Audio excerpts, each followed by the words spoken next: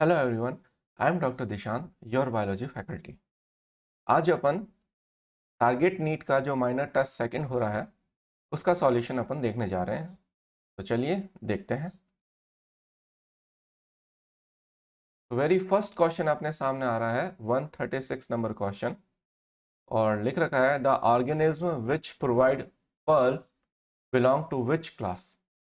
तो इसमें से अपने ये ऑप्शन दे रखे हैं, उसमें से वो क्लास अपने को चूज करनी है जिससे अपने को पर्ल्स देने वाले जो मेंबर हैं जिनको अपन पर्ल ऑयस्टर के नाम से जानते हैं, पिंक टाडा, उसको सेलेक्ट करना है कि उसकी क्लास कौन सी है। तो जो बाइवेल्विया क्लास है ना, वो जो है वहाँ पे अपने पर्ल प्रोड्यूसिंग ऑर्गेनिज्म जिनको अपन पर्ल ऑयस्टर्स बोलते हैं वो आते हैं। तो इसका आंसर अपना सेकंड हो जाएगा। नेक्स्ट अपन देखते हैं 137 नंबर क्वेश्चन और उसमें पूछा है कि ये जो ग्रुप दे रखे हैं इनमें से कौन से एनिमल्स का जो ग्रुप है उनमें ओपन टाइप का सर्कुलेटरी सिस्टम देखने को मिलता है। तो सबसे पहले अपन देख लेते हैं कि ओपन टाइप का सर्कुलेटरी सिस्टम होता क्या है। ओपन टाइप का सर्कुलेटरी सिस्टम ऐसा सर्कुलेटरी सिस्टम होता है जिसके अंदर जो ब्लड होता है वो ब्लड वेसल्स या क्लोज ट्यूबुलर लाइक जो वेसल्स हैं उनके अंदर फ्लो नहीं करता है। ठीक है। तो उसको अपन क्या बोलते हैं, open type of circulatory system. और जिनके अंदर ये देखने को मिलता है उसको अपन यहाँ पे देख सकते हैं। एक तो जो इकाइनोडर्मेट्स होते हैं, इकाइनोडर्मेटा के मेंबर। ठीक है। इकाइनोडर्मेटा के जो मेंबर हैं उनके अंदर ओपन टाइप का सर्कुलेटरी सिस्टम देखने को मिलता है। उसके अलावा अपन बात करें ऑर्थोपोड्स की, तो ऑर्थोपोड्स जो है उसके अंदर भी ओपन टाइप का सर्कुलेटरी सिस्टम देखने को मिलता है। नेक्स्ट अपन बात करें लीच, जो कि एनेलिडा का मेंबर है। जनरली एनेलिडा के अंदर अपन क्लोज सर्कुलेटरी सिस्टम देखते हैं, लेकिन लीच उसमें एक्सेप्शन है, लीच के अंदर ओपन टाइप का सर्कुलेटरी सिस्टम देखने को मिलता है। और फिर अपन बात करते हैं मोलस्का की। ये मोलस्का, तो मोलस्का के अंदर एक ग्रुप को अपन छोड़ दें, एक्सेप्ट वन क्लास, जिसको अपन बोलते हैं सिफेलोपोडा। सिफेलोपोडा, तो उसको अपन छोड़ दें, बाकी जितने भी मोलस्कन्स हैं उनके अंदर अपने को क्या देखने को मिलता है, ओपन टाइप का सर्कुलेटरी सिस्टम देखने को मिलता है। तो अब इनमें से जो भी होगा उन सब में क्या मिलेगा, ओपन टाइप का सर्कुलेटरी सिस्टम। तो चूज करते हैं लीच, ओपन टाइप का circulatory system present, but Nereis जो है वो एनालिड्स है, तो उसके अंदर क्लोज टाइप का सर्कुलेटरी सिस्टम देखने को मिलता है। तो ये ऑप्शन गलत हो गया। फिर सेकंड ऑप्शन है कॉकरोच एंड ऑक्टोपस। कॉकरोच ऑर्थोपॉड है, ओपन टाइप का सर्कुलेटरी सिस्टम देखने को मिलता है। लेकिन ऑक्टोपस जो है वो मोलस्कन है, लेकिन ये किस कैटेगरी में आता है, सिफेलोपोड्स की कैटेगरी में आता है। तो इसके अंदर क्लोज टाइप का सर्कुलेटरी सिस्टम प्रेजेंट होता है, ओपन टाइप का नहीं। थर्ड ऑप्शन में दे रखा है लेपिस्मा एंड अर्थवर्म। लेपिस्मा जो होती है उसको अपन सिल्वर फिश के नाम से जानते हैं, सिल्वर फिश, जिसको अपन जनरली किंसारी बोलते हैं, जो कि ऑर्थोपोडा का मेंबर है। ठीक है, सिल्वर फिश जो है वो ऑर्थोपोड्स है। तो लेपिस्मा के अंदर ओपन टाइप का सर्कुलेटरी सिस्टम प्रेजेंट है, लेकिन अर्थवर्म एनेलिड है, तो इसके अंदर क्लोज टाइप का सर्कुलेटरी सिस्टम प्रेजेंट होगा। लास्ट ऑप्शन चेक कर लेते हैं, पेलिमोन्स एंड एस्टीरियास। पेलिमोन जिसको अपन प्रॉन बोलते हैं, ठीक है, प्रॉन्स आते हैं इस कैटेगरी में, जो कि क्या है, क्रस्टेशिया के मेंबर हैं और क्रस्टेशिया ऑर्थोपोड्स होते हैं। तो ये तो इसके अंदर मिलेगा अपने को ओपन टाइप का सर्कुलेटरी सिस्टम। और एस्टीरियास जिसको अपन स्टारफिश बोलते हैं, स्टारफिश, जो कि इकाइनोडर्मेट्स के मेंबर है, और इकाइनोडर्मेट्स के अंदर क्या मिलता है, ओपन टाइप का सर्कुलेटरी सिस्टम। तो ये जो ऑप्शन है इसमें दोनों मेंबर्स के अंदर ओपन टाइप का सर्कुलेटरी सिस्टम देखने को मिल रहा है। तो इसका आंसर क्या हो जाएगा, फोर्थ हो जाएगा। तो 137 का फोर्थ। नेक्स्ट है 138, मस्कुलर फेरिंग्स फाउंड इन। तो जो मस्कुलर फेरिंग्स है वो कैरेक्टरिस्टिक होता है एस्के हेलमिंथीस का। किसका होता है, एस्के हेलमिंथीस, एस्के हेलमिंथीस। क्लियर। और इसका फंक्शन क्या होता है मस्कुलर फेरिंग्स का, ये जो फूड होता है ना, फूड उसके इंजेशन में, ठीक है, या उसको सक करने में हेल्प करता है। क्लियर। तो ये इसकी यानी इस फेरिंग्स की मस्कुलर प्रॉपर्टी रहती है, जो फूड को एंगल्फ करने के लिए या इंजेस्ट करने के लिए, उसको सक करने के लिए यूज आती है। तो ये मिलता है कैरेक्टरिस्टिक जो है, ये है एस्केलमिंथीस का। और एस्का हेलमिंथेस का यहाँ पे एक ही मेंबर है, एनसाइलोस्टोमा। क्लियर? तो ये आपको ध्यान में रखना है। सेकंड आंसर हो जाएगा। नेक्स्ट है 139 नंबर क्वेश्चन। यहां पे लिख रखा है primary host of Chinese liver fluke. जो चाइनीज लीवर फ्लूक है उसको अपन क्या बोलते हैं? Clonorchis sinensis. क्या बोलते हैं? Clonorchis sinensis. क्लियर? और इसके अंदर अपन बात करें तो यहां पे जो फर्स्ट इंटरमीडिएट होस्ट होता है, इंटरमीडिएटेड फर्स्ट इंटरमीडिएट जो होता है या फर्स्ट इंटरमीडिएट होस्ट जो होता है वो होता है फ्रेश वाटर स्नेल। क्लियर? फिर अपन बात करते हैं सेकंड जो इंटरमीडिएट इंटरमीडिएट जो होस्ट रहता है वो रहती है फिश। वो क्या रहती है? फिश। और जो डेफिनेटिव होस्ट होता है, जो डेफिनेटिव होस्ट रहता है वो होता है ह्यूमन। और जो डेफिनेटिव होस्ट होता है ना उसी को अपन क्या बोलते हैं? Primary host. Primary host. तो अब बात समझे आप, प्राइमरी होस्ट जो होता है वो क्या होता है और इंटरमीडिएट होस्ट क्या होता है इसके बारे में समझे।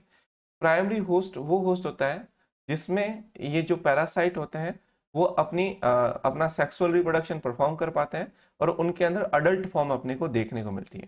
क्लियर? तो चाइनीज लिवर फ्लूक है या कोई भी लिवर फ्लूक रहता है या कोई भी पैरासाइट जो रहता है, यदि वो अपनी अडल्ट फॉर्म में रह रहा है और रिप्रोडक्शन कर पा रहा है, तो जिसके अंदर वो अडल्ट फॉर्म में रहता है और सेक्सुअल रिप्रोडक्शन परफॉर्म करता है, उस होस्ट को अपन क्या बोलेंगे? प्राइमरी होस्ट बोलेंगे या डेफिनेटिव होस्ट बोलेंगे। इसके अलावा उस फ्लू की जो इनडायरेक्ट फेजेस हैं, मतलब उसकी डेवलपमेंटल फेजेस है जैसे लार्वी वगैरह हो गई, वो यदि जिस होस्ट में प्रेजेंट रहती है उसको अपन इंटरमीडिएट होस्ट बोलते हैं या फिर उसको अपन सेकेंडरी या टर्सरी होस्ट के नाम से अपन जानते हैं। तो यहाँ पे फर्स्ट इंटरमीडिएट होस्ट जो है वो स्नेल है और सेकंड जो है वो फिश है और जो डेफिनेटिव या प्राइमरी होस्ट है वो ह्यूमन है। तो आंसर अपना क्या हो जाएगा? ह्यूमन, क्योंकि यहाँ पे प्राइमरी होस्ट के बारे में पूछा है। क्लियर? नेक्स्ट अपन देखते हैं 140 number. Comb plates are locomotory organ of. तो कॉम्प्लेट्स जो है वो पिक्यूलियर करेक्टर है किसका? टीनोफोर्स का। और टीनोफोरा के जो मेंबर्स हैं वो प्लूरोब्रैंकिया भी है, बेरोई भी है और टीनोप्लाना भी है। तो ये तीनों जो ऑप्शन है वो टीनोफोरा के मेंबर्स हैं, इसलिए इसका आंसर क्या हो जाएगा? फोर्थ हो जाएगा, क्योंकि इन सब के अंदर कॉम्प्लेट्स मिलती है जो इनमें लोकोमोशन में हेल्प करती है। ठीक है, इनके गमन में मदद करती है।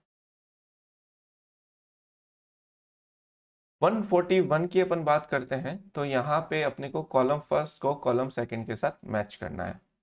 तो यहाँ पे कॉलम फर्स्ट के अंदर ऑर्गेनिज्म दे रखे हैं यानी एनिमल्स दे रखे हैं और यहाँ पे कॉलम सेकंड में उसके लार्वे दे रखे हैं। तो ये मेमोरी बेस्ड क्वेश्चन है, इसमें आपको याद होना चाहिए कि किस मेंबर में कौन सा लार्वा प्रेजेंट होता है। तो जैसे हर्मेनिया है, उसके अंदर जो कि यूरोकॉर्डेटा का मेंबर है, उसके अंदर जो लार्वे मिलता है वो है एसिडियन टेडपोल। तो सेकंड इसका हो जाएगा। तो अपन देखते हैं, ऑप्शन फर्स्ट में थर्ड है, ऑप्शन सेकंड में ए का फर्स्ट है, थर्ड में ए सेकंड है और फोर्थ में ए फोर्थ है। मतलब एक ही ऑप्शन अपने पास ऐसा है जिसके अंदर ए ऑप्शन का सेकंड है बाकी में। तो जनरली ये ही होना चाहिए अपना आंसर। बाकी आगे भी अपन देख लेते हैं। बेलेनोग्लोसस जो है हेमिकोडेटा का मेंबर है, इसका जो लार्वा है वो टोनेरिया बहुत फेमस है, तो आपको ध्यान रखना है। तो बी का फोर्थ, तो बी का फोर्थ चल रहा है, एकदम राइट आ रहा है। नीरीज की बात करते हैं तो नीरीज जो है वो एनेलिड है और एनेलिडा का जो लार्वा रहता है, एनेलिड में जो नीरीज का लार्वा रहता है वो होता है ट्रोकोफोर लार्वा। इसका आंसर हो जाएगा फर्स्ट। और एम्फियोक्सिस जो है, एम्फियोक्सिस रिमेनिंग अपना एक ही बचा थर्ड। तो एम्फियोक्सिस के अंदर एपेंडिकुलेरिया लार्वा प्रेजेंट होता है।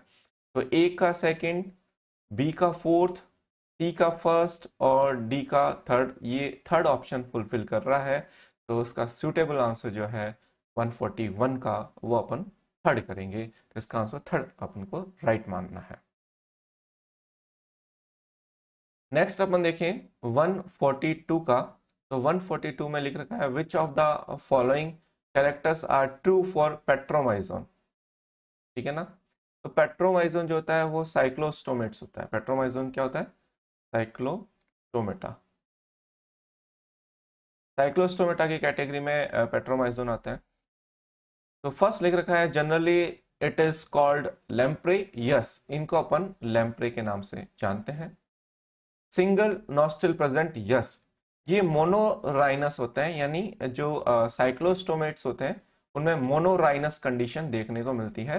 मोनोराइनस मतलब सिंगल नॉस्ट्रिल वाली कंडीशन, तो यहाँ पे ये देखने को मिलता है। फिर उसके बाद में यदि अपन बात करते हैं तो यहाँ पे डायरेक्ट डेवलपमेंट। तो मैक्सिमम जो साइक्लोस्टोमेटा के जो मेंबर्स होते हैं उनमें डायरेक्ट डेवलपमेंट होता है। क्या होता है?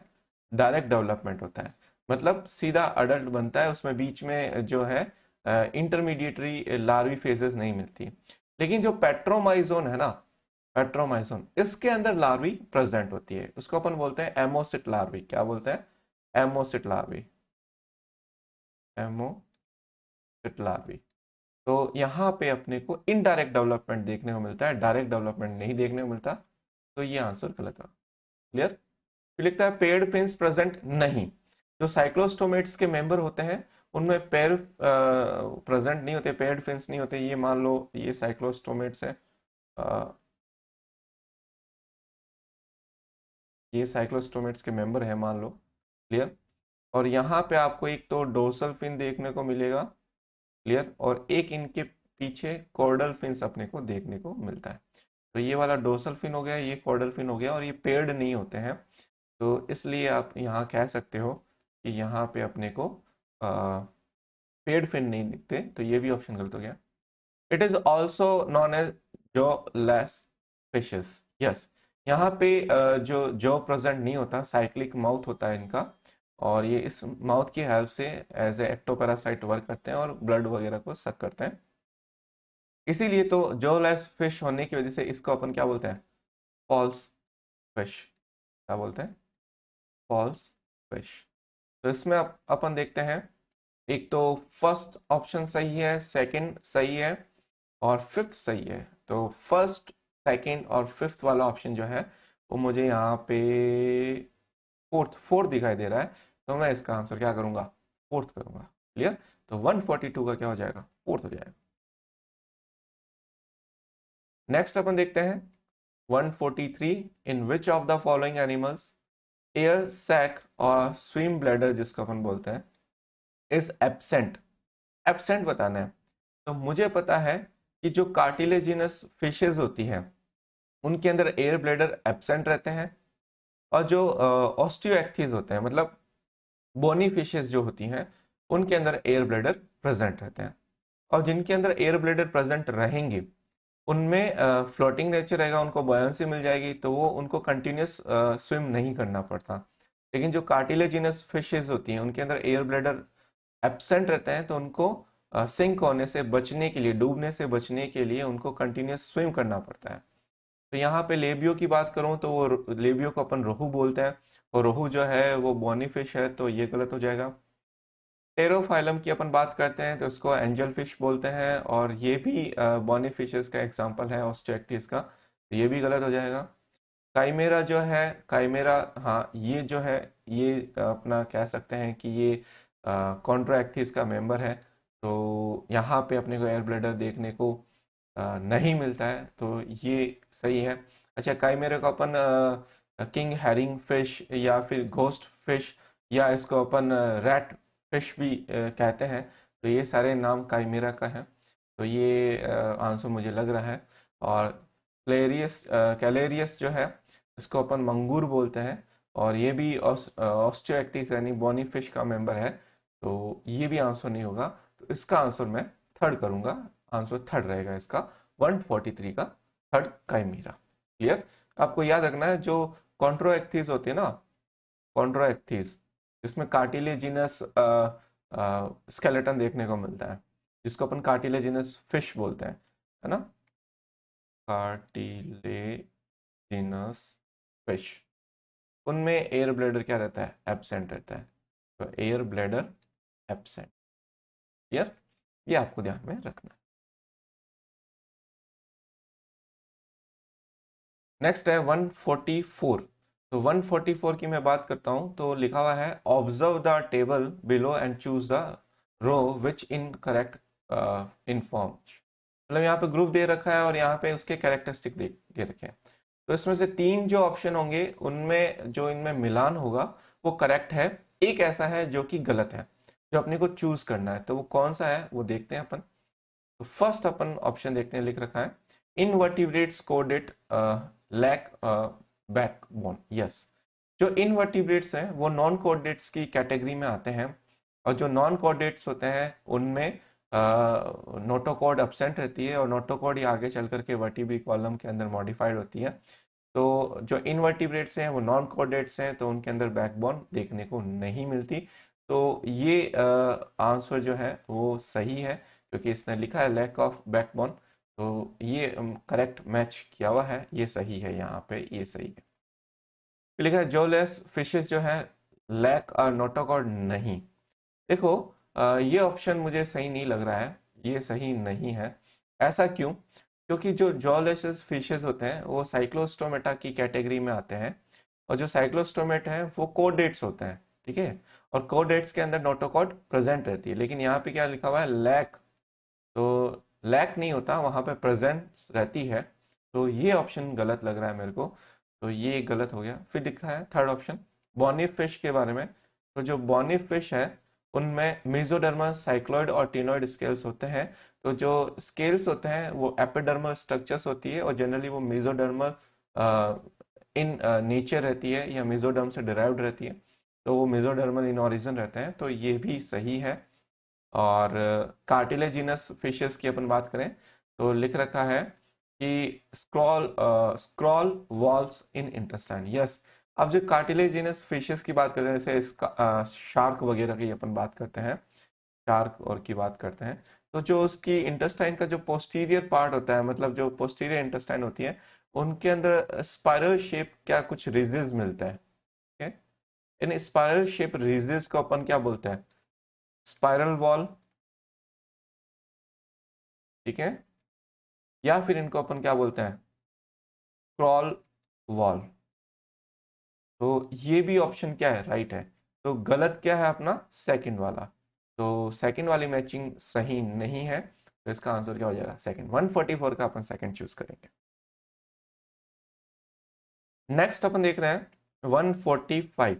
145 क्या कर रहा है, मार्क द करेक्ट स्टेटमेंट, ठीक है ना। तो करेक्ट कौन सा है, लिख रखा है first turtle lizard and snacks have thecodont dentition. अरे वाह, देखो टर्टल जो होता है ना उसमें तो दांत होते ही नहीं है ना, वो टूथलेस होता है या टीथलेस, ये ध्यान रखना। जो कछुआ होता है ना टर्टल, उसके अंदर दांत नहीं होते हैं। और जो लिजार्ड और स्नेक्स होते हैं ना, उनके अंदर प्लूरोडोंट प्रेजेंट होते हैं। कौन से होते हैं, प्लूरोडोंट, प्लूरोडोंट, प्लूरोडोंट होता है जो कि मतलब जो सॉकेट्स होते हैं इसमें बेंडेड नहीं रहते हैं, सरफेसली अटैच रहते हैं, ठीक है। तो इनमें प्लूरोडोंट देखने को मिलता है।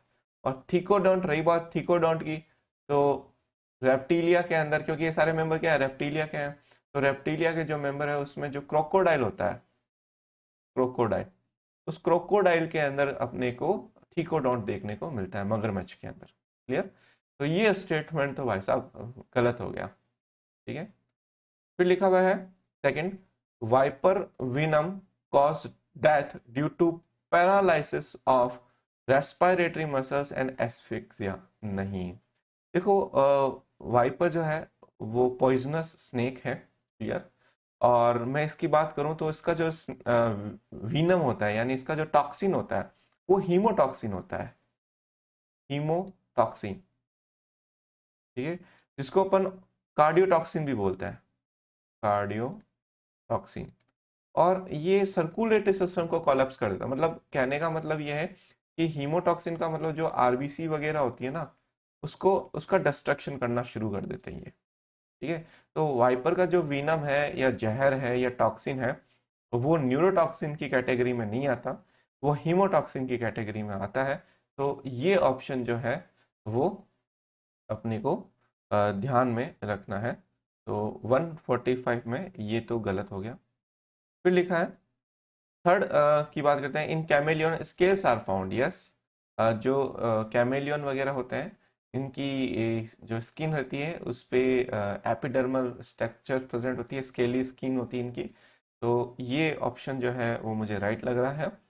और स्क्यूट्स जो है, स्क्यूट्स आर फाउंड इन हेमिडेक्टाइलस। जो हेमिडेक्टाइलस जिसको अपन क्या बोलते हैं, वॉल लिजार्ड बोलते हैं। घरों में जो दीवारों पे छिपकली आपको देखने को मिलती है, अ, वो यहाँ पे रहती है। तो ये आपको ध्यान में रखना है कि ये जो है उस पर नहीं होते हैं, स्केल्स प्रेजेंट नहीं होते। आपकी स्किन देखना, उसकी स्केली नहीं दिखाई देगी आपको। तो ये भी गलत हो गया। तो थर्ड आंसर जो है मैं इसको राइट मानता हूँ। तो 145 में मेरे अकॉर्डिंग थर्ड आंसर होना चाहिए। नेक्स्ट अपन देखते हैं 146 नंबर क्वेश्चन। 146 नंबर क्वेश्चन लिखा है, what is common to Aptenodytes and Hemidactylus. देखो, एप्टिनोडाइटिस का मतलब समझ गए ना आप, पेंगुइन। क्या होता है? पेंगुइन। और हेमिडेक्टाइलस में wall lizard, wall lizard. Clear? यानी एक तो एवियन हो गया और एक जो हो गया वो रेप्टिलियन हो गया। क्लियर? जो पेंगुइन होती है वो फ्लाइट लेस बर्ड होती है। ठीक है, तो ये चीज़ आपको ध्यान में रखना है, उड़ नहीं सकती है। तो लिखा हुआ है क्या कॉमन है, फेदर। फेदर कहाँ से, पर थोड़ी ना होता है, तो पर देखने को नहीं मिलता है अपने को। प्रेजेंस ऑफ डायफ्राम, देखो जनरली जो रेप्टाइल्स होता है ना, रेप्टिलियंस जो होते हैं उसमें जो क्रोकोडाइल होता है उसके अंदर डायफ्राम देखने को मिलता है। बाकी किसी मेंबर के अंदर डायफ्राम देखने को नहीं मिलता। तो ये जो वॉल लिजार्ड है उसके अंदर डायफ्राम नहीं होगा। रही बात पेंगुइन की, पेंगुइन बर्ड्स हैं, बर्ड्स के अंदर भी डायफ्राम देखने को नहीं मिलता। जनरली जो डायफ्राम होता है ना वो करेक्टरिस्टिक होता है किसका, मेमल्स का, जैसे कि ह्यूमन। ठीक है ना, तो ये चीज आपको ध्यान में रखना है। फिर उसके बाद में मोनोकोंडाइलिक स्कल। हाँ, देखो स्कल दो तरह के होते हैं, एक होता है डाइकोंडाइलिक और एक होता है मोनोकोंडाइलिक। स्कल्स के अंदर यदि दो कॉन्डाइल्स प्रेजेंट हो, टू कॉन्डाइल्स, तो उसको अपन डाइकोंडाइलिक बोलते हैं। और इसके एग्जाम्पल आप याद रख लो, बाकी सारे मोनोकोंडाइलिक है। तो इसके अंदर आपको ध्यान रखना है जो एम्फीबिया के मेंबर होते हैं, जैसे फ्रॉग वगैरह हो गया, एम्फीबिया। ठीक है ना, या एम्फीबियंस जो होते हैं, प्लस जो अपने मैमल्स रहते हैं, मैमल्स, तो इनके अंदर क्या रहता है, डाइकोंडाइलिक खोपड़ी रहती है। लेकिन अपन बात करते हैं मोनोकोंडाइलिक की, तो रिमेनिंग जो है उनमें मोनोकोंडाइलिक रहती है। जैसे कि यहाँ पे एवीज हो गया, है ना, रेप्टिलियंस हो गए। ठीक है, इन सब के अंदर फिर मोनोकोंडाइलिक स्कल देखने को मिलता है। तो यहाँ पे थर्ड ऑप्शन है। न्यूमेटिक बोन्स जो है वो आप बर्ड्स का करेक्टरिस्टिक है, रेप्टिलिया का नहीं है। उनमें उड़ने में हेल्प करते हैं क्योंकि उनके बोन मैरो की जो कैविटी, मैरो कैविटी, उसमें एयर फिल रह जाती है, तो वो हल्की हो जाती है, जिसकी वजह से उनमें उड़ने में हेल्प मिलती है। तो ये ऑप्शन यहाँ पे सुटेबल नहीं है। तो अपन थर्ड आंसर इसका करेंगे, 146 का मेरे अकॉर्डिंग थर्ड है। 147 की मैं बात करता हूँ। तो लिख रखा है, in which of the following protochordata notochord persist throughout the life. ये आपको ध्यान रखना है। देखो जब अपन बात करते हैं ना प्रोटोकोड डेट्स की, यहाँ तो स्पेसिफाई बता भी दिया प्रोटोकोड डेट्स। यदि अपन कोड डेटा की बात करें ना, तो जो सिफेलोकोडेट्स है ना उनके अंदर लाइफ टाइम जो नोटोकॉड है वो परसिस्ट रहती है और हेड टू टेल वो प्रेजेंट रहती है। तो और जो सिफेलोकोडेट्स होते हैं, सिफेलोकोडेट्स, सिफेलोकोड डेटा के जो मेंबर है, कोर डेटा के जो मेंबर है, ठीक है, उनमें एक तो ये जो नोटोकॉड है वो परसिस्ट रहती है, पूरे लाइफ में प्रेजेंट रहती है। और कहाँ पे, हेड टू टेल, ये कंटिन्यूस प्रेजेंट रहती है। एम्फीऑक्सस आपने सुना होगा, एम्फीऑक्सस, एम्फीऑक्सस, ठीक है, सिफेलोकॉर्डेट्स का मेंबर है, जिसकी स्ट्रक्चर कुछ इस तरीके की होती है। ठीक है, इस तरह की, और उसके अंदर इस तरीके से नोटोकॉर्ड प्रेजेंट रहती है और पूरे लाइफ टाइम परसिस्ट रहती है और आगे से पीछे तक रहती है। क्लियर? तो और इसका शेप कैसा है, जैसे भाला होता है ना, भाला, भाले को अपन लेंशोलेट बोलते हैं, लेंश, ठीक है ना। तो इसका शेप जो होता है लेंशोलेट टाइप का होता है, इसलिए इसको अपन लेंसलेट भी बोलते हैं। तो आंसर क्या हो जाएगा, फर्स्ट हो जाएगा। तो सिफलोकॉर्डेट का मेंबर लेंसलेट ही है एक, जिसको अपन एम्फियोक्सिस बोलते हैं। बाकी सेकोग्लोसिस जो है वो हेमिकोडेटा का मेंबर है, और शार्क आपको पता है कार्टिलेजिनस फिश है। तो इसका आंसर फर्स्ट हो जाएगा, ये आपको ध्यान में रखना है। फिर 148 की मैं बात करता हूँ, तो which of the following is not true, not true बताना है, जो कि सही नहीं है, गलत कथन को बताना है, रॉन्ग स्टेटमेंट को चूज करना है। ठीक है, feather are not modified from forelimbs in birds, हाँ एकदम सही है। देखो फेदर्स जो है वो एपिडर्मल स्ट्रक्चर है, वो क्या है, एपिडर्मल स्ट्रक्चर है, अधिचर्मीय एपिडर्मल स्ट्रक्चर, क्लियर। हाँ यदि यह विंग्स लिखा हुआ होता ना, विंग्स, तो वो स्टेटमेंट फिर गलत हो जाता, ठीक है ना। लेकिन यहाँ विंग्स तो लिखा हुआ नहीं है, यहाँ पे क्या लिखा हुआ है, फेदर लिखा हुआ है, तो ये आपको ध्यान में रखना है, यहाँ पे आप गलती कर सकते हो। फिर feathers are not found in flightless birds, ठीक है। तो ये जो है वो ऑप्शन अपने को गलत लग रहा है, क्योंकि वहाँ पे उड़ता नहीं है, तो क्या हुआ, उनके अंदर फेदर्स तो प्रेजेंट हो ही सकते हैं। तो ये ऑप्शन सही लग रहा है इसमें, ये सही नहीं है मतलब इसके अकॉर्डिंग, ठीक है। और बर्ड्स आर नॉट पाइकिलोथर्मल, तो ये जो ऑप्शन है वो भी सही लिखा है कि जो बर्ड्स होते हैं वो होम्योथर्मल रहते हैं, पाइक्यूलोथर्मल नहीं होते हैं। तो ये भी स्टेटमेंट सही है, बोथ फर्स्ट एंड सेकंड, नहीं ये नहीं कर सकते, तो इसमें गलत चूज करना था, गलत अपना सेकंड आंसर है, या। तो ये चीज़ आपको ध्यान में रखना है। जैसे आप, मैं आपको बताऊं, ये ईमू वगैरह होता है ना, ऑस्ट्रिच वगैरह, तो आप देखना वो उड़ नहीं सकते, लेकिन उनकी बॉडी पे फेदर्स प्रेजेंट होते हैं। तो इसका आंसर क्या हो जाएगा, सेकंड हो जाएगा। 149 की मैं बात करता हूँ, इसमें लिखा है which of the following has a dry skin without glands but oil glands at their tail base. तो जनरली अपन जो बर्ड्स होते हैं उनमें अपन ऑयल ग्लैंड्स देखते हैं, बाकी उनकी बॉडी पे कोई ग्लैंड नहीं होती, ना कोई स्वेट ग्लैंड होती है, ना कोई ऑयल ग्लैंड होती है, बस लास्ट में जो पूंछ होती है उनकी, है ना, उसके बेस पे अपने को ऑयल ग्लैंड देखने को मिलती है, क्लियर। तो बर्ड्स को यहाँ पे सेलेक्ट करना है, तो कॉर्वस जो है, जिसको कावस बोलते हैं, वो क्रो है, तो वो बर्ड है। कैमेलियन तो नहीं है, ठीक है, कैमेलियन आपको पता है गिरगिट। देन उसके बाद में कोलुम्बा, कबूतर को बोलते हैं, तो ये बर्ड है। तो फर्स्ट और थर्ड जो कि फोर्थ ऑप्शन में दे रखा है, ये आपको ध्यान रखना है। अच्छा, इसीलिए तो क्या होता है कि जो बर्ड्स होते हैं, बर्ड्स पे क्या होते हैं, फेदर्स प्रेजेंट होते हैं, और फेदर्स कैसे होते हैं, इंसुलेटिंग नेचर के होते हैं कि नहीं होते। तो कि वो क्या करते हैं, जो बॉडी से हीट जनरेट होती है उसको एनवायरनमेंट में जाने से रोक देते हैं, क्योंकि जैसे कोई बर्ड है, बर्ड, ये बर्ड मान लो आप, ये बर्ड एक नॉर्मल से मैं बता रहा हूँ, ये बर्ड है, और बर्ड के ऊपर क्या है, फेदर्स प्रेजेंट है, क्या प्रेजेंट है, फेदर्स प्रेजेंट है, मान लो ये फेदर्स है, क्लियर। तो अब क्या करता है, फेदर्स जो होते हैं वो इंसुलेटिंग नेचर के होते हैं, तो बर्ड के अंदर जो हीट जनरेट होगी वो हीट बाहर नहीं जा पाएगी, क्योंकि वहां पे फेदर प्रेजेंट है। अच्छा, इनके पास में क्या है, कोई ग्लैंड भी नहीं है, मतलब कोई स्वेट ग्लैंड वगैरह भी नहीं है, स्वेट ग्लैंड भी नहीं है, पसीना भी नहीं निकल सकता। तो इनमें क्या होता है, टेम्परेचर रेगुलेशन बहुत मुश्किल से होता है। इसीलिए जो बर्ड्स होते हैं उनको हाईली वेंटिलेटेड एरिया में अपन रखते हैं, ताकि उनको अच्छे से हवा मिलती रहे। यदि इनको अपन वेंटिलेटेड एरिया के अंदर नहीं रखते, तो सफोकेशन की वजह से ये अपने बॉडी के टेम्परेचर को मेंटेन नहीं कर पाते, सफोकेट हो जाते हैं, और इनकी डेथ बहुत इजीली हो जाती है। तो हमेशा जो भी पोल्ट्री फार्म होते हैं उसमें इस बात का ध्यान रखा जाता है कि वो एरिया वेंटिलेटेड हो, क्लियर। तो ये चीज़ आपको ध्यान रखना है।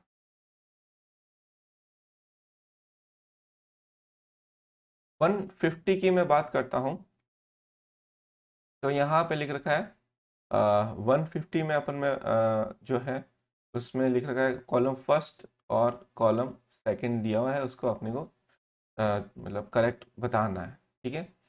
तो सीधी सी बात है, मीजोनेफ्रिक, मेटानेफ्रिक, मोनोकॉन्डाइल, डाइकॉन्डाइल, ओके।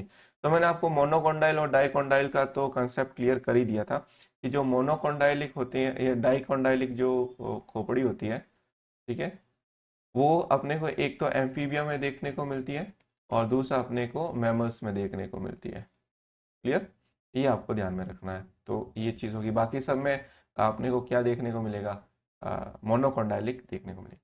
अब अपन बात करते हैं मीजोनेफ्रिक मेटानेफ्रिक किडनी की। तो जब एम्ब्रियोनल डेवलपमेंट हो रहा होता है तो एक मीजोडर्मल स्ट्रक्चर बनती है जिसको अपन बोलते हैं नेफ्रोटॉम। नेफ्रोटॉम। और इस नेफ्रोटॉम के 3 पार्ट में बना देता हूं। इस नेफ्रोटॉम के एंटीरियर पार्ट से यदि किडनी डेवलप होती है तो उसको बोलते हैं प्रोनेफ्रोज किडनी या प्रोनेफ्रिक किडनी। प्रोनेफ्रोज, ये एरिया जो है प्रोनेफ्रोज कहलाता है, और उससे जो किडनी डेवलप होती है उसको अपन बोलते हैं प्रोनेफ्रिक किडनी। और प्रोनेफ्रिक किडनी जो होती है वो बनाती है किसमें, या किसमें बनती है, वो बनती है अपने जो अडल्ट साइक्लोस्टोमेटा है उनके अंदर अपने को प्रोनेफ्रिक किडनी देखने को मिलती है। यदि बीच वाले पार्ट से, नेफ्रोटॉम के बीच वाले पार्ट से यदि किडनी डेवलप होती है तो उसको बोलते हैं मीजोनेफ्रिक किडनी। मीजोनेफ्रोस वाले पार्ट से जो किडनी डिराइव्ड होती है उसको अपन बोलते हैं मीजोनेफ्रिक किडनी। और मीजोनेफ्रिक किडनी जो है वो जनरली जो फिशेज होती है, ठीक है, और साथ में मैं बात करता हूँ एम्फीबियंस जो होते हैं, उनकी जो किडनी होती है वो मीजोनेफ्रिक इन नेचर होती है। और फिर मैं बात करता हूँ मेटानेफ्रिक किडनी की। मेटानेफ्रिक किडनी की तो आप याद रख सकते हो रेप्टाइल, एवीज और मैमल, RAM, इनके अंदर अपने को मेटानेफ्रिक किडनी देखने को मिलती है। तो चलिए अब अपन देखते हैं कौन सा ऑप्शन है। तो मीजोनेफ्रिक किडनी में अपने को क्या फिश और एम्फीबियन देखना है, फिश और एम्फीबियन, फोर्थ ऑप्शन फिशीज और एम्फीबियन। फिशीज के अंदर फिशेज ही आती है, तो फर्स्ट का हो जाएगा फोर्थ। फिर मेटानेफ्रिक किडनी में राम आ जाएगा, रेप्टाइल्स, एवीज एंड मैमल्स, तो थर्ड हो जाएगा इसका। मोनोकॉन्डाइलिक आपको पता ही है, जो डाइकॉन्डाइलिक किस में मिलती है, एम्फीबियन मैमल, तो इसका सेकंड हो जाएगा, तो इसका क्या रह जाएगा, फर्स्ट रह जाएगा। तो fourth third first and second, fourth third first second, third answer में है, इसमें है थर्ड आंसर में है। तो 150 का अपन क्या करेंगे, थर्ड करेंगे। 151 की बात करते हैं। तो which of the following animals having dry horny cornified skin with epidermal scales. तो ये तो भाई साहब किसका कैरेक्टर है, ये तो रेप्टिलिया का कैरेक्टर है। तो रेप्टाइल जो होते हैं उसके अंदर आपने देखा होगा जो मगरमच्छ वगैरह होते हैं उसकी जो एपिडर्मल सरफेस रहती है वो बहुत हार्ड होती है और स्केली होती है, तो वही अपन आंसर करेंगे। तो रेप्टाइल्स इसका आंसर रहेगा। नेक्स्ट अपन बात करते हैं 152 की। तो the following statements are correct regarding chordates except. अपने को बाकी तो स्टेटमेंट सही है, लेकिन अपने को गलत स्टेटमेंट को क्या करना है, चूज करना है। तो लिख रखा है primitive chordates like urochordates and cephalochordates lack vertebrate column। Yes, ठीक है, ये चीज़ आपको ध्यान में रखनी है, उनमें नहीं है। और क्योंकि नोटोकॉर्ड तो सिफेलोकॉर्डेट्स के अंदर परसिस्टेंट रहती है, क्लियर, तो ये चीज़ आपको ध्यान में रखना है। फिर है, ये राइट है।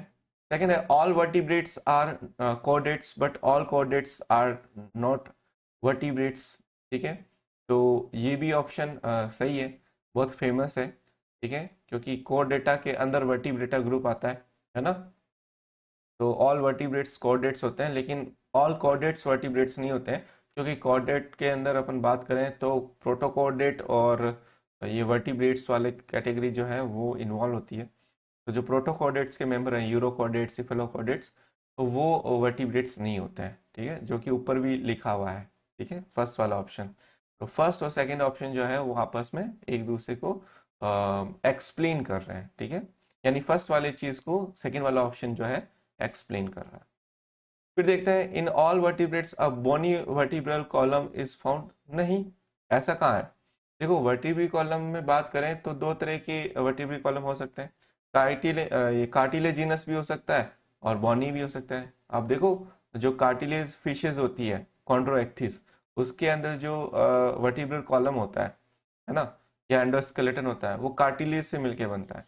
तो यहाँ पे बॉनी वर्टिब्रल कॉलम तो नहीं हुआ ना, तो ऑल नहीं कह सकते। हाँ, कुछ मतलब वर्टिब्रेट्स होते हैं ऐसे जो जिनमें बोनी वर्टिब्रल कॉलम होता है, ऑल वर्टिब्रेट्स नहीं, ठीक है, तो ये ऑप्शन जो है वो गलत हो गया।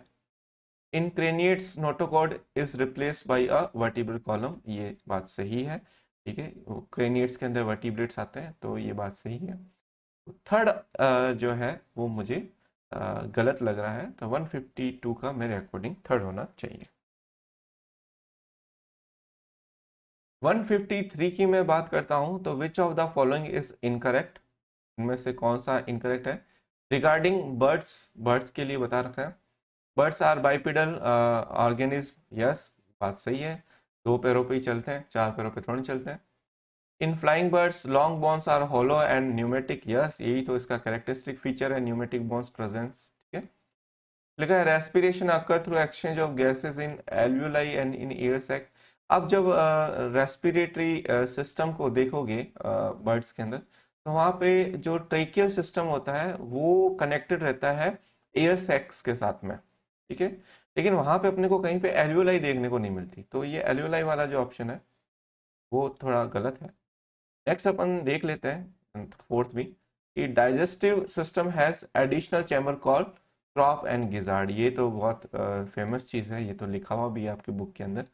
तो जो होता है डाइजेस्टिव सिस्टम के अंदर क्रॉप और गिजार्ड, क्रॉप तो जो होता है वो टेम्परेरी फूड को स्टोर करने में हेल्प करता है, और गिजार्ड जो होती है जिसको अपन पेशनी बोलते हैं, वो फूड को ग्राइंड करने में हेल्प करती है।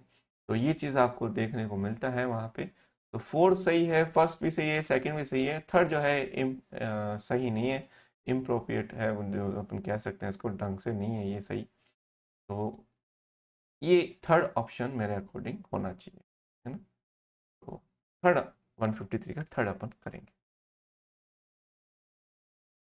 154 की यदि अपन बात करते हैं, तो लिखा है bulk of CO2 release from blood is transported in blood as. देखो मैं दोनों के लिए आपको बताता हूँ।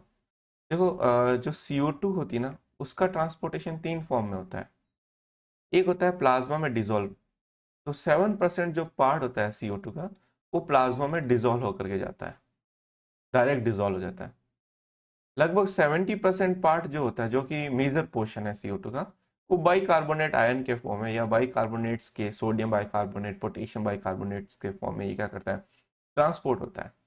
और रिमेनिंग जो बात करता हूँ 20 to 25% जो भी बचता है, ठीक है ना, वो जो पोर्शन है वो हीमोग्लोबिन के साथ में, along with haemoglobin, along with haemoglobin, carbamino और हीमोग्लोबिन जिसको आप बोलते हो, वो ट्रांसपोर्ट होता है। तो मेजर किसकी वजह से हो रहा है, बाइकार्बोनेट। इस तरीके से अपन ऑक्सीजन की बात करता है, यही बता देता हूँ, ऑक्सीजन का 97% जो पार्ट है वो हीमोग्लोबिन के साथ होता है, ऑक्सी हीमोग्लोबिन के फॉर्म में।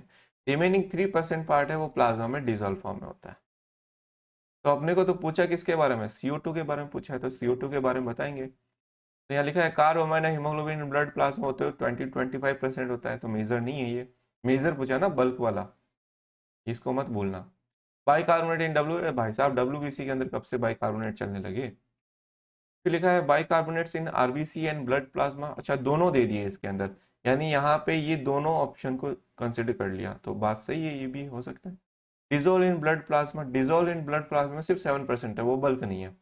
तो सही से आंसर जो है वो थर्ड है, क्योंकि थर्ड के अंदर बाइकार्बोनेट जो कि मेजर पोर्शन है 70%, और साथ में एडिशनल में ये ब्लड प्लाज्मा और दे दिया इसने 7%, तो टोटल 77% के अप्रोक्स जो CO2 है, जो कि बल्क पार्ट हो गया, वो थर्ड ऑप्शन फुलफिल कर रहा है, वो ट्रांसपोर्ट करने में हेल्प करता है। तो आप 154 का थर्ड करिए, आंसर सही होगा आपका।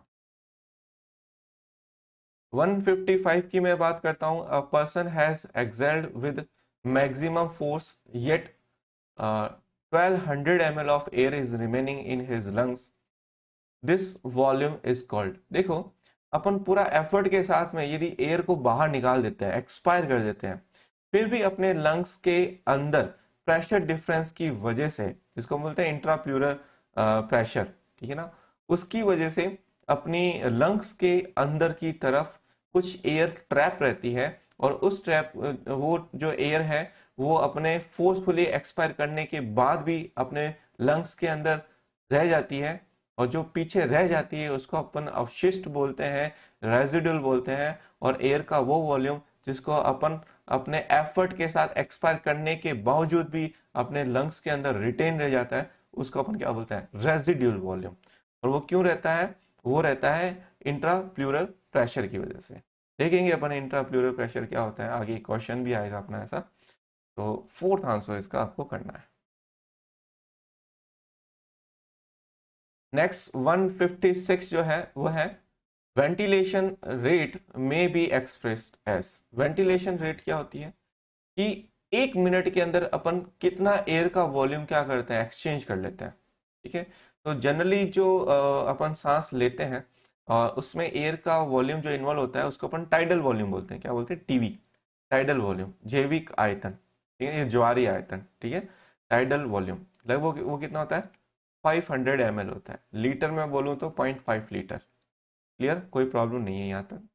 और 1 मिनट के अंदर ब्रीदिंग अपनी कितनी होती है, लगभग 13 से 15 बार, 13 to 15 टाइम्स अपन ब्रीदिंग करते हैं, ब्रीदिंग पर मिनट, पर मिनट। तो ये क्या हो गई, फ्रीक्वेंसी हो गई। और अपने को क्या लिखना है, वेंटिलेशन रेट। तो जो वेंटिलेशन रेट होती है वीआर, वो टीवी यानी टाइडल वॉल्यूम को यदि अपन जो ब्रीदिंग की या वेंटिलेशन की जो फ्रीक्वेंसी है ना, उसके साथ में फ्रीक्वेंसी, फ्रीक्वेंसी ऑफ ब्रीदिंग, उसके साथ में यदि अपन मल्टीप्लाई कर दें तो अपने पास जो आता है उसको अपन वेंटिलेशन रेट के नाम से जानते हैं। कितनी होती है, कैलकुलेट कर लेते हैं। 0.5 लीटर मल्टीप्लाई बाई, मैक्सिमम ले लूं मैं 15 ले लेता हूं मान लो, ये लगभग आप देख सकते हो 7.5 लीटर पर मिनट। ये जो है वो वी आर है एक नॉर्मल ह्यूमन बींग की। आप 13 भी ले सकते हो, आप 14 भी ले सकते हो, आप 15 भी ले सकते हो। 14 लोगे तो एवरेज वैल्यू आ जाएगी। ठीक है, तो ये है, आपको ध्यान में रखना। तो इसका आंसर क्या होगा, टाइडल वॉल्यूम और फ्रीक्वेंसी जो है वो थर्ड में देखने को मिल रही है, तो इसका आंसर थर्ड हो जाएगा। थर्ड अपन करेंगे। 157 की मैं बात करता हूँ। 157, by the contraction in diaphragm volume of thoracic chamber increase in. आपको पता होगा यहाँ पे दो तरह की मसल्स के कॉन्ट्रैक्शन से अपना जो थोरेसिक कैविटी का वॉल्यूम बढ़ जाता है। उसमें से डायफ्राम भी एक है। एक तो इंटरकोस्टल मसल होती है और एक डायफ्राम होती है। तो डायफ्राम में कॉन्ट्रैक्शन होता है, डायफ्राम जनरली डॉम शेप में रहता है, इस तरीके से रहता है। लेकिन जब इसमें कॉन्ट्रैक्शन होता है तो वो फ्लैट हो जाता है इस तरीके से। और फ्लैट होने की वजह से आप देख रहे हो ये जो फ्लैट हो रहा है वो किस डायरेक्शन फ्लैट हो रहा है, क्योंकि इस तरीके से यहाँ पे वो थोरेसिक कैविटी लगे, यहाँ वर्टिब्रल कॉलम अपना रहता है। ये वर्टिब्रल कॉलम हो गया और इसके अंदर क्या रहता है, लंग्स रहता है। यहाँ पे क्या प्रेजेंट रहता है, ये लंग हो गया। क्लियर, ये अपनी स्टर्नम बोन हो गई, ये लंग हो गया, पीछे वर्टिब्रल कॉलम हो गया, और ये अपना नीचे की तरफ क्या हो गया, डायफ्राम हो गया। तो डायफ्राम जब फ्लैट होता है तो वो एंटीरियर और पोस्टीरियर डायरेक्शन में क्या होता है, फैलता है। और एंटीरियर और पोस्टीरियर डायरेक्शन में फैलने की वजह से जो स्टर्नम वगैरह है वो अपवर्ड मूवमेंट करती है। और अपवर्ड मूवमेंट करने की वजह से अपना जो रिब केस है या जो थोरेसिक कैविटी है वो आउटवर्ड एंड अपवर्ड डायरेक्शन में क्या होती है, आउटवर्ड एंड अपवर्ड डायरेक्शन में, मतलब इस तरीके से, इस तरीके से क्या होती है, आगे की तरफ शिफ्ट होती है, जिसकी वजह से जो थोरेसिक कैविटी का वॉल्यूम बढ़ जाता है और इनहेलेशन वाली प्रोसेस होती है। तो डायफ्राम के कॉन्ट्रैक्ट होने से एंटीरियो पोस्टीरियर एक्सिस जो है उसमें वो फैलता है। तो इसका आंसर क्या हो जाएगा, सेकंड हो जाएगा। ठीक है, तो वो चैम्बर इंक्रीज किस में होता है, एंटीरियो पोस्टीरियर एक्सिस में। बात समझ आ गई, ये एंटीरियर एक्सिस है और ये पोस्टीरियर एक्सिस है। क्लियर, ये चीज आपको ध्यान में रखनी। फिर लिखा है फाइंड आउट करेक्ट स्टेटमेंट। तो अपने को क्या करना है, करेक्ट स्टेटमेंट को चूज करना है। लिखा है about 97% of oxygen is transported by RBC in the blood. Yes, RBC के अंदर ही तो हीमोग्लोबिन होता है ना, और ऑक्सी हीमोग्लोबिन के फॉर्म में मेजर जो ऑक्सीजन है वो ट्रांसपोर्ट होती है। ये सही है। अबाउट 90 से 93% जो है CO2 is transported by the RBC in the, पागल हो गया, 20 से 25% होती है, लगभग 20 to 25%। About 7% oxygen and 3% of CO2 is carried in dissolve in, ये तो उल्टा दे दिया, तो गलत है। 3% ऑक्सीजन और 7% CO2 प्लाज्मा में डिजॉल्व फॉर्म में जाती है, मोर देन वन करियर, पागल हो रहे हो क्या? ये तो गलत हो गया। जब 3 ऑप्शन गलत हैं, फर्स्ट ऑप्शन ही क्या है, सही है। सेकंड थर्ड गलत हो गया तो मोर देन वन तो हो ही नहीं सकता। तो सेकंड थर्ड फोर्थ गलत हो गया, आंसर क्या रह गया? फर्स्ट रह गया, 158 का फर्स्ट। नेक्स्ट अपन देख रहे हैं 159, which of the following statement are or is true. देखते हैं क्या दे रखा है भैया। Alveolar wall is one cell thick, yes ये बात सही है। सिंपल स्क्वेमस एपिथेलियम होती है, आपको पता होगा एल्व्यूलाई के अंदर सिंपल स्क्वेमस एपिथेलियम प्रेजेंट होती है। क्योंकि एल्व्यूलाई लेवल पे क्या होता है, डिफ्यूजन वाली प्रोसेस, गैसेस एक्सचेंज होती है, और gases exchange with the help of diffusion होती है। ठीक है, डिफ्यूजन के थ्रू होती है। और डिफ्यूजन बहुत इजीली तब होगा जब उनके बीच में रुकावटें कम होगी, बैरियर कम से कम होंगे। ठीक है, तो बैरियर किस में कम होता है? सिंपल स्क्वेमस एपिथेलियम में। वो सूटेबल होती है जहां जहां डिफ्यूजन वाली मैकेनिज्म होती है ना, वहां वहां पे सिंपल स्क्वेमस एपिथेलियम अपने को देखने को मिलती है। और जहां पे प्रोटेक्शन का या सिक्रीशन का वर्क होता है, वहां पे अपने को क्यूबॉइडल या कॉलमनार एपिथेलियम देखने को मिलती है। नेक्स्ट है the total thickness of diffusion membrane is much less than a millimetre. Yes ये भी बात सही है, जितनी थिन होगी उतना ज्यादा अच्छे से डिफ्यूजन होगा। और फिर लिखा है at the level of alveoli gases exchange occur by simple diffusion. सरल विसरण के द्वारा गैसेस एक्सचेंज होता है एल्वियो लेवल पे, ये भी सही है। तो फोर्थ आंसर आपको ध्यान में रखना है, ये देख लो मैं आपको समझाता हूँ। ये क्या होगी? लंग की एल्वियोलाई हो गई।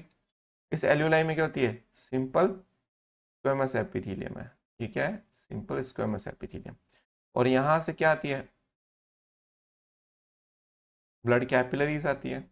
और ब्लड कैपिलरीज की एपिथेलियम वो भी क्या होती है? सिंपल स्क्वेमस होती है, जिसको अपन क्या बोलते हैं? एंडोथेलियम बोलते हैं। तो ये सिंपल स्क्वेमस एपिथेलियम होगी। अब यहां से CO2 एल्वियोलाई में जाएगी, और यहां से ऑक्सीजन ब्लड में जाएगी। ऐसा ही होता है ना। तो ये गैसेस एक्सचेंज हो रहा है वो डिफ्यूजन के थ्रू, क्योंकि यहाँ से जो ब्लड आएगा उसमें CO2 की कंसंट्रेशन क्या होगी? ज्यादा होगी। और एल्वियोलाई में CO2 की कंसंट्रेशन क्या होती है? कम होती है। तो CO2 अपनी हायर कंसंट्रेशन से लोअर कंसंट्रेशन मूव करता है, यानी ब्लड से एल्वियोलाई में चला जाता है। ये सिंपल डिफ्यूजन है।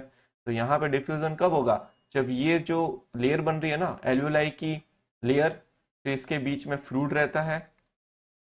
ठीक है, ग्राउंड फ्लूइड बोलते हैं उसको। और देन उसके बाद में कैपिलरी की एंडोथेलियम। ये तीनों लेयर्स बहुत पतली होनी चाहिए, तभी क्या होगा? बहुत आसानी से डिफ्यूजन होगा। इस तरीके से ऑक्सीजन की कंसंट्रेशन जो है एल्वियोलाई में ज़्यादा होती है, इस ब्लड में कम होती है। तो ऑक्सीजन अपनी हायर कंसंट्रेशन यानी एल्वियोलाई से लोअर कंसंट्रेशन यानी ब्लड के अंदर आ जाती है। और यहाँ से जो ब्लड लिखता है उसको अपन ऑक्सीजनेटेड ब्लड बोलते हैं। तो ये चीज़ आपको ध्यान रखनी चाहिए, ये बहुत NCERT ने दे भी रखा है। तो 159 का फोर्थ आंसर होगा, बहुत ईजी है। और 160 जो क्वेश्चन है उसका अपन देखें तो लिख रखा है lungs do not collapse between breath and some air always remain in the lungs, जिसको अपन क्या बोलते हैं? रेजिड्यूल वॉल्यूम, है ना, RV। लगभग कितना होता है उसका वॉल्यूम? 1200 ml। ठीक है, lungs which can never be expelled because. ये मैं आपको बताता हूँ इसका क्या है सीन। पहले तो ये बताता हूँ ये क्वेश्चन क्या कहना चाह रहा है। क्वेश्चन ये कहना चाह रहा है कि लंग्स से अपन जब ब्रीदिंग करते हैं, यानी गैसेस को अपन बाहर निकालते हैं या अंदर लेते हैं, तो ब्रीद आउट करने या ब्रीद इन करने के टाइम में कभी भी लंग्स कोलैप्स नहीं होते हैं, पिचक नहीं जाते। यानी अपन पूरा अपना ब्रीद निकाल दें ना, एक्सपायर कर दें, फिर भी एयर का कुछ वॉल्यूम अपने लंग्स के अंदर ट्रैप रहता है। और ट्रैप क्यों रहता है, उसको रीजन को जानना है। यदि उस रीजन को अपन को पता चल जाएगा कि वो एयर ट्रैप, देखो लंग्स में अपन फोर्सफुली एक्सपायर करने के बाद भी अपने लंग्स के अंदर क्या रहती है? एयर रहती है। और उस एयर के रहने की वजह से अपने लंग्स कोलैप्स नहीं होते हैं। ठीक है ना। अब वो एयर क्यों रहती है, जिसको अपन रेजिडुअल वॉल्यूम बोलते हैं एयर का, वो क्यों रहती है उसका रीजन समझो। देखो यहाँ पे देखो, मैंने यहाँ पे ये स्टर्नम होगी, मतलब ये वॉल हो गया, और यहाँ पे मैं ये लंग बना देता हूँ, मान लो ये लंग हो गया, ठीक है। और यहाँ पे ये वॉल किसकी होगी? इसके जस्ट चिपकी हुई रहती है वॉल, थोरेसिक कैविटी। और पीछे की तरफ ना क्या रहता है? वर्टिब्री कॉलम रहता है, वर्टिब्री कॉलम रहता है। ठीक है, तो ये जो वॉल रहती है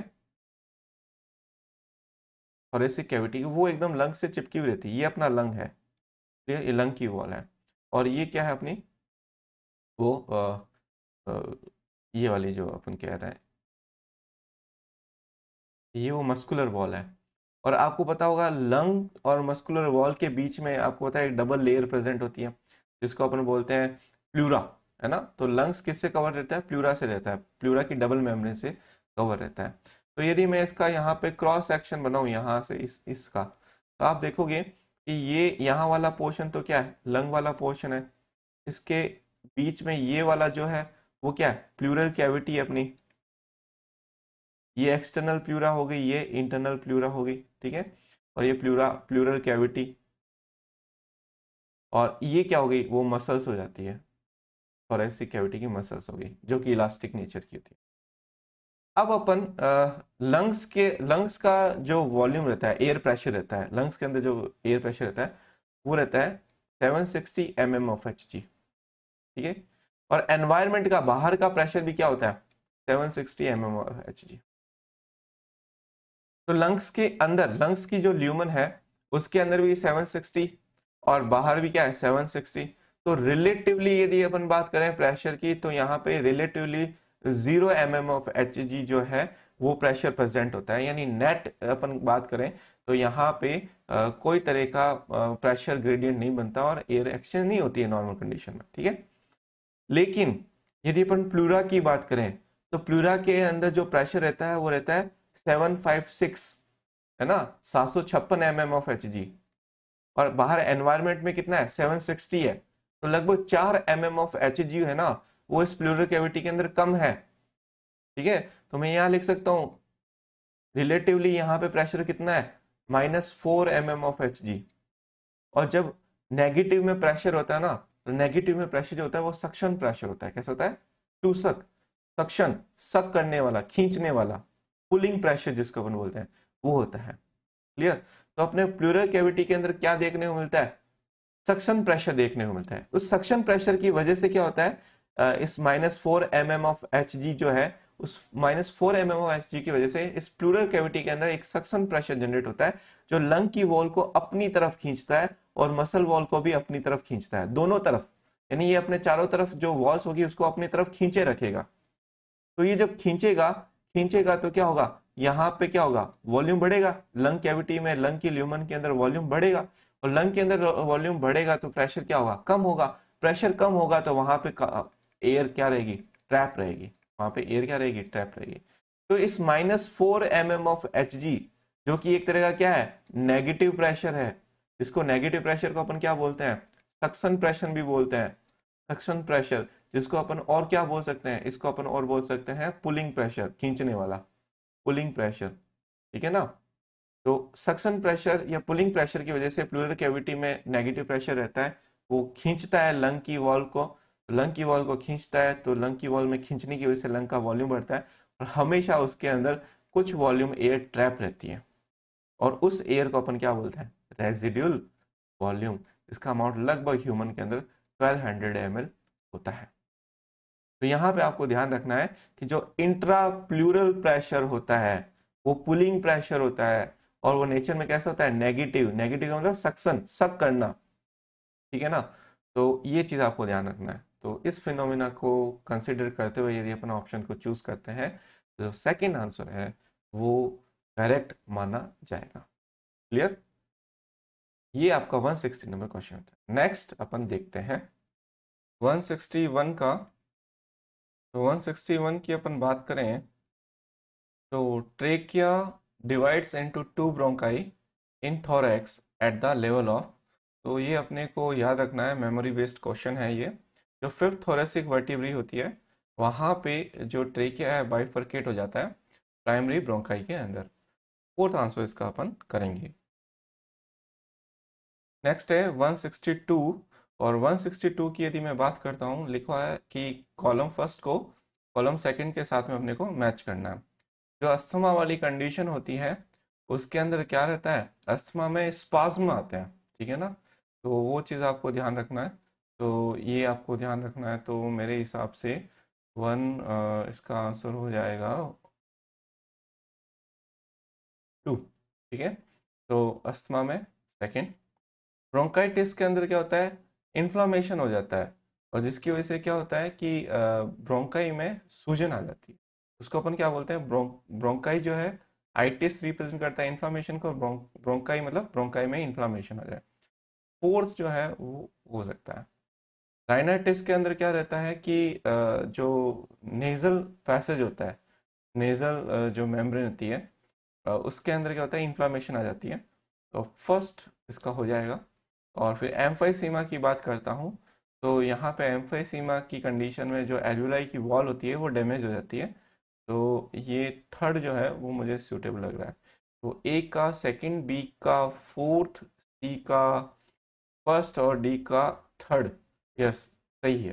तो ऐसा ऑप्शन कौन सा है अपने पास में जो ए का सेकंड, एक ही ऑप्शन है फोर्थ, ए का सेकंड वाला। तो आप वो देख सकते हो 162 का फोर्थ। नेक्स्ट है 163। 163 की बात करूं तो लिख रखा है डिफरेंट रेस्पिरेटरी वॉल्यूम दे रखे हैं। चलो ठीक है, दे रखे हैं। पूछा गया है फंक्शनल रेजिडुअल कैपेसिटी पूछी है। फंक्शनल रेजिडुअल कैपेसिटी, तो फंक्शनल रेजिडुअल कैपेसिटी होता है F R V equals to, बहुत सिंपल है, आपको ध्यान में रखना है। एक तो R V residual volume plus इधर अपने को लिखना है ई आर वी, है ना, एक्सपिरेटरी रिजर्व वॉल्यूम। अपने को आरवी दे रखा है, आरवी कितना दे रखा है अपने को, 1000 ml के अप्रोक्स दे रखा है।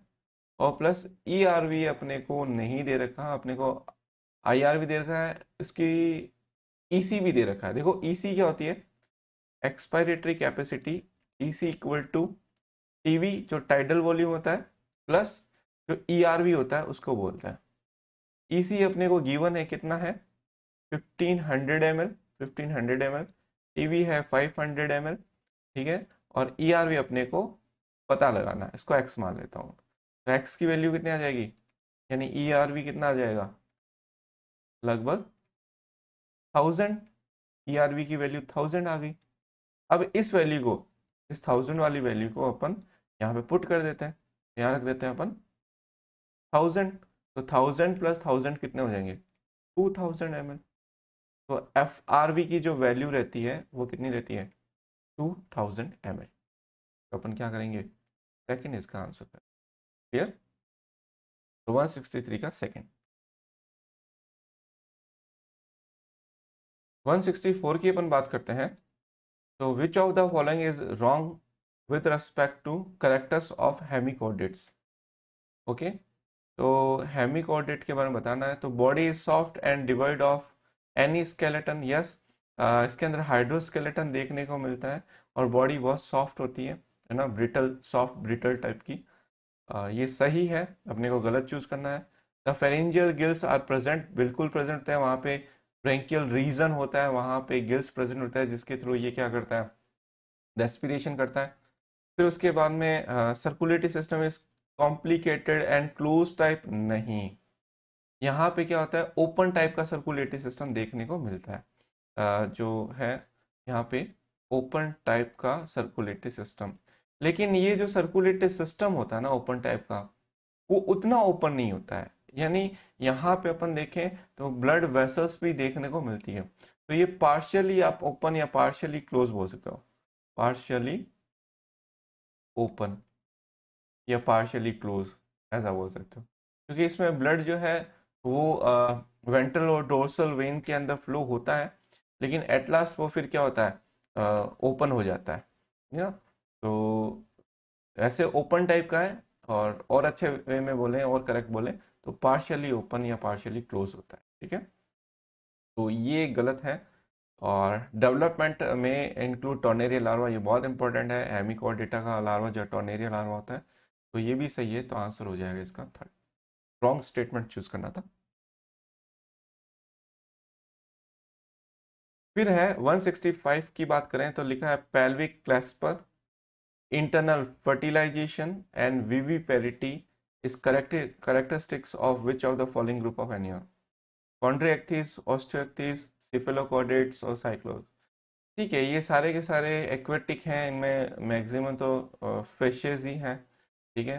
तो जो कॉन्ट्रैक्टिस होते हैं, है ना, उपास्थल जो मछलियां होती है कॉन्ट्रैक्टिस, कार्टिलेजिनस फिशेस जिसको बोलते हैं, उनमें विविपेरिटी देखने को मिलती है। विविपेरिटी यूँ होती है कि उनमें जो एग बनता है वो एग प्रोड्यूस होने से पहले हैच हो जाता है और यंग वन वहां से प्रोड्यूस होता है। तो ऐसी कंडीशन को अपन विविपेरस या जरायुस्ता बोलते हैं, ठीक है। और इनमें फर्टिलाइजेशन इंटरनल होता है, जबकि बॉनी फिशेस की बात करते हैं ऑस्ट्रोएक्टिस की, तो इसमें एक्सटर्नल वगैरह होते हैं, सिफेलोगोडेट्स, साइक्लोस्टोमेट्स, तो इनके अंदर एक्सटर्नल होता है। और पैल्विक क्लैस्पर मिलते हैं, मेल के अंदर मिलते हैं, है ना, पैल्विक रीजन पे छोटे छोटे क्लैस्पर्स होते हैं। तो ये जो है फर्स्ट आंसर जो है वो इन तीनों कैरेक्टर्स को फुलफिल कर रहा है। तो ये कॉन्ट्रैक्टिस के मेंबर की बात कर रहे हैं। तो 165 का अपन देखें फर्स्ट हो जाएगा। Which of the feature of crocodiles is not common with mammals? Thecodont अपने अंदर भी होते हैं, उनके अंदर भी होते हैं। फोर चेम्बर्ड हार्ट अपने अंदर भी है, उनके अंदर भी है। इंटरनेयस अपने अंदर भी होते हैं, उनके अंदर भी होता है। रीनल पोर्टल सिस्टम, ये ध्यान रखना। जो मैमल्स होते हैं ना, मैमल्स मैमल्स के अंदर रीनल पोर्टल सिस्टम नहीं होता है, रीनल पोर्टल सिस्टम नहीं होता। बाकी अपन फिश की बात करें, एम्फीबिया की बात करें, अपने रेप्टाइल्स की बात करें, बर्ड्स की बात करें, इन सब के अंदर क्या होता है, रीनल पोर्टल सिस्टम प्रेजेंट होता है, लेकिन अपने अंदर नहीं होता। ठीक है, फोर्थ आंसर इसमें। ठीक है, 167 की बात करते हैं। The anterior head region has sensory tentacles, coelenterate, molluscan, ctenophore, both first and third.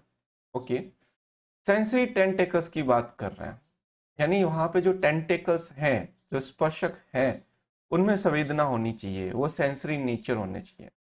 तो जो मोलस्का के मेंबर होते हैं ना, लोलिगो वगैरह, उनके अंदर जो टेंटेकल्स निकलते हैं वो क्या होते हैं, उनमें सेंस रहती है। लेकिन यदि अपन सिलेंट्रेटा और टीनोफोरा की बात करें, तो सिलेंट्रेटा की जो टेंटेकल्स है उस पे ऊपर नीडोब्लास्ट प्रेजेंट होती है, वो सेंसरी स्ट्रक्चर है। और टीनोफोरा में लेसोसेस होती है, वो सेंसरी स्ट्रक्चर है। ठीक है, टेंटेकल्स नहीं है। तो यहाँ पे जो सेकंड आंसर है ना मोलस्का, वो आप करोगे तो इसका आंसर सेकंड हो जाएगा, 167 का सेकंड। नेक्स्ट है 168। Which of the following option include the correct set of characteristic with respect to flying fish? Flying fish को अपन बोलते हैं एक्सोसीटस, एक्सोसीट। ठीक है, तो एक्सोसीट जो होती है वो बॉनी फिश होती है। वो क्या होती है, बॉनी फिश। लिखा है प्रेजेंस ऑफ ओपरकुलम। ठीक है, तो यहाँ पे अपन देखें तो जो बॉनी फिश होती है उनके अंदर ओपरकुलम होता है। Presence of clasper, external fertilisation, yes, ठीक है। और presence of swim bladder, swim bladder present होता है बॉनी फिशेस के अंदर। And pectoral fins and pelvic fin modified into the wing like structure. तो इसमें अपन देखें, ये सही है, ये भी सही है और ये भी सही है। अब दिक्कत यहाँ पे क्या है कि यहाँ ऑप्शन नहीं दे रखे, यहाँ एक से ज़्यादा आंसर सही है। मेरे हिसाब से ये क्वेश्चन जो है उसमें ऑप्शन होगा कि इसमें से कितने कैरेक्टर जो हैं वो सही है इस फिश के लिए। तो आप देखना, फर्स्ट यानी ए और सी और डी, ये ऑप्शन जो आपको मिले हैं, है ना, वो ऑप्शन आप करेक्ट कर देना। तो 168 में आप ए को सही मानो, क्योंकि क्लैस्पर कहाँ होता है, कार्टिलेजिनस फिशेस के अंदर होता है। ठीक है, और कार्टिलेजिनस फिशेस के अंदर इंटरनल फर्टिलाइजेशन होता है और विविपेरस नेचर के होते हैं। तो एक्सटर्नल फर्टिलाइजेशन बॉनी फिशेस के अंदर होता है। और कार्टिलेजिनस फिशेस जो होती हैं उनके अंदर एयर ब्लैडर नहीं होते हैं, तो उनको कंटिन्यूस तैरना पड़ता है ना। जबकि इनके अंदर एयर ब्लैडर होते हैं, तो ब्लैडर होते हैं तो ये क्या कर सकती है, फ्लॉट कर सकती है। पेक्टोरल फिन और पेल्विक फिन, ये भी जिसको अपन क्लैस्पर्स बोलते हैं, वो अपने कार्टिलेजिनस फिशेस के अंदर। तो बॉनी फिशेस के बारे में, यानी फ्लाइंग फिश बॉनी फिश है, तो इसके बारे में देखें तो ए सही है और सी सही है और डी सही है। ऐसा कोई भी ऑप्शन आपको दिखे ना इसमें, तो वो आप सेलेक्ट कर देना, वो सही हो जाएगा आपका। ठीक है, 168 की यदि मैं बात करता हूं तो लिख रखा है, which of the following option include the correct set of characteristics with respect to flying fish? तो यही वो 168 अब कंप्लीट होकर के आया है। तो मैंने कहा था ए और सी और डी, ए सी डी, फोर्थ आंसर जो है वो राइट है, तो वो 168 का फोर्थ हो जाएगा। क्लियर? ये वो प्रीवियस क्वेश्चन ही है, फिर से आ गया।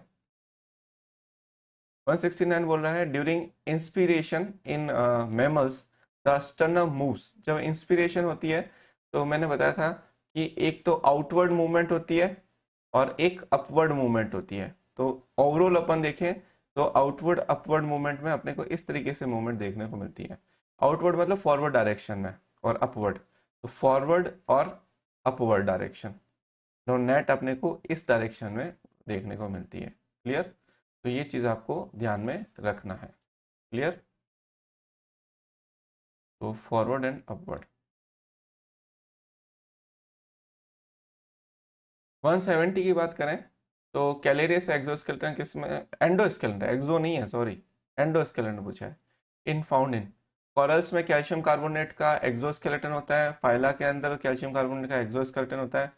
जो एस्टेरियाज होती है इकाइनोडर्मेट्स के अंदर, वहां पे अपने को कैल्शियम कार्बोनेट के स्पीक्यूल्स देखने को मिलते हैं, वो एंडोस्केलेटन बनाता है। तो थर्ड आंसर इसका हो जाएगा।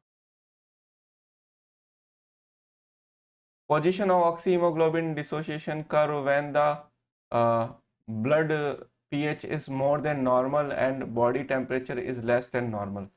ठीक है, मैं आपको बता देता हूँ, जैसे कि यहाँ पे ये ग्राफ है और इस ग्राफ की मैं बात करूँ तो इस ग्राफ में इस साइड ये ग्राफ शिफ्ट होगा तो इसको बोलते हैं लेफ्ट शिफ्टिंग, और इस तरफ शिफ्ट होगा तो इसको बोलते हैं राइट शिफ्टिंग। क्या बोलते हैं?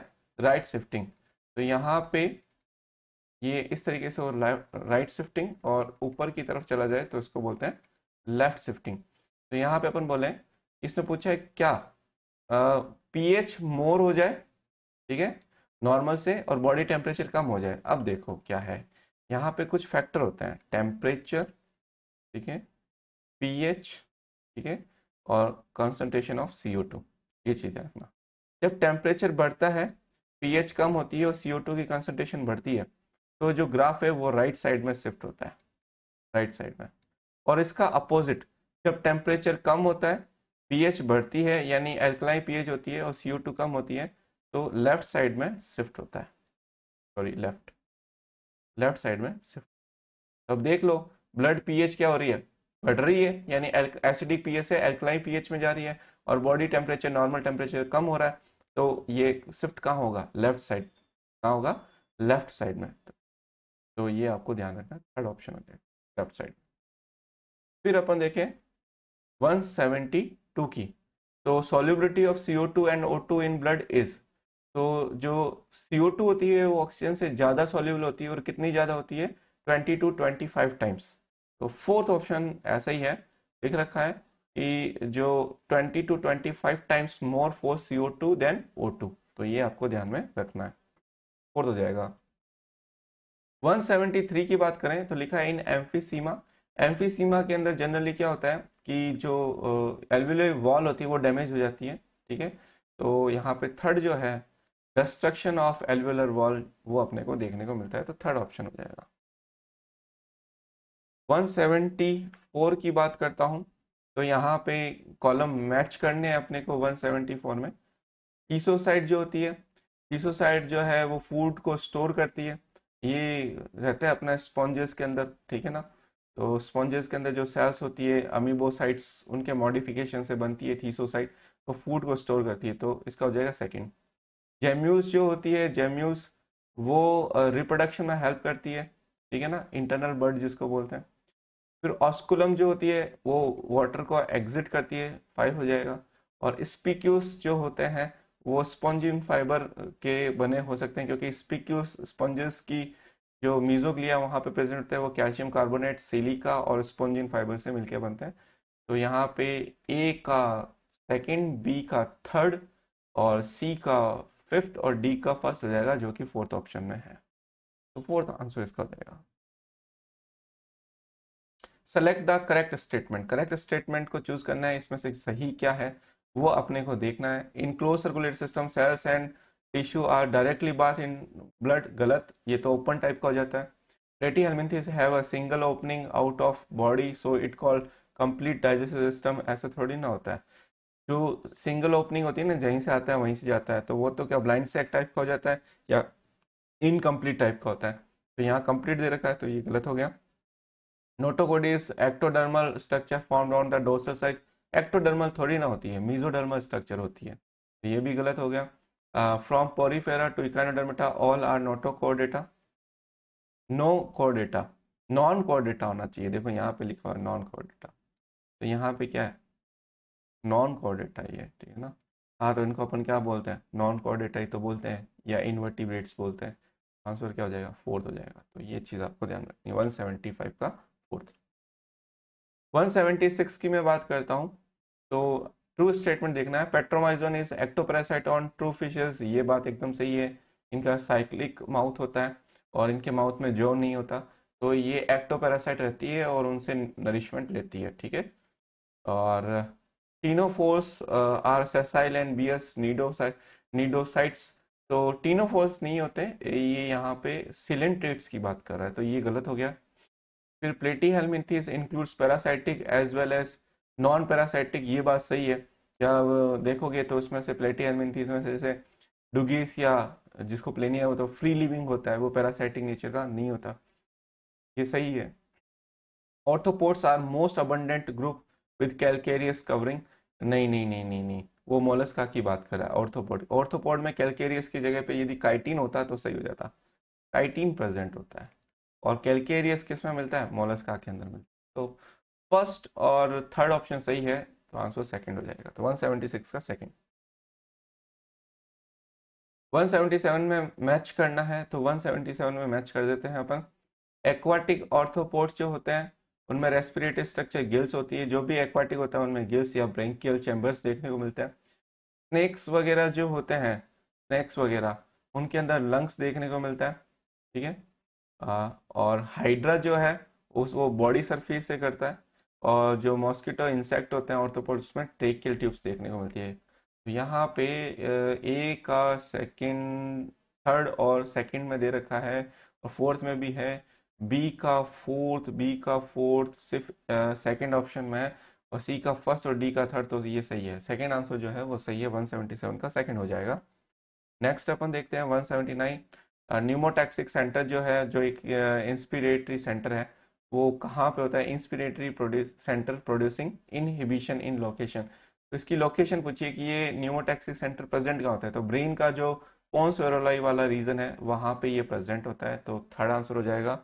और 180 जो क्वेश्चन है, जो कि लास्ट क्वेश्चन है अपना पेपर का, उसमें लिख रखा है कि following is the oxygen haemoglobin dissociation curve, mark the condition in which that curve will shift from A to B. तो ये ए कंडीशन है और ये क्या है, बी कंडीशन है, तो ये शिफ्ट कहाँ हो रहा है, इस साइड में शिफ्ट हो रहा है, यानी राइट साइड में क्या हो रहा है, शिफ्ट हो रहा है। और मैंने आपको बताया था कि जो टेम्परेचर बढ़ना, पीएच का कम होना, ठीक है, पीएच का कम होना, और CO2 या PCO2 जो है ना, पार्शियल प्रेशर ऑफ CO2 का बढ़ना, क्लियर। और एक BPG होता है, BPG है ना, बाइफॉस्फोग्लिसरिक एसिड, ठीक है। ये सारे क्या करते हैं, जो आरबीसी में जो हीमोग्लोबिन, ये सारे फैक्टर जो मैंने ऊपर लिखे हैं, ये आरबीसी के अंदर जो हीमोग्लोबिन होता है उसके साथ में जो ऑक्सीजन अटैच होती है, उसके अटैचमेंट को क्या करते हैं, इनहिबिट करते हैं, क्या करते हैं, इनहिबिट करते हैं, ये सारे फैक्टर। या यूं कह सकते हैं हीमोग्लोबिन का ऑक्सीजन से डिसोसिएशन कर्व को बढ़ाते हैं, डिसोसिएशन को बढ़ाते हैं। तो यदि ये ग्राफ नीचे की तरफ राइट साइड में शिफ्ट हो रहा है, तो हीमोग्लोबिन के साथ में ऑक्सीजन की बाइंडिंग कैपेसिटी कम हो रही है या इनहिबिट हो रही है, और डिसोसिएशन कैपेसिटी बढ़ रही है, ठीक है। तो ये चीज़ क्या होता है, इंक्रीज इन बीपीजीए, यस मैंने बताया, यदि बीपीजीए इंक्रीज होता है तो ऐसा देखने को मिलता है, राइट साइड में कर्व शिफ्ट होता है।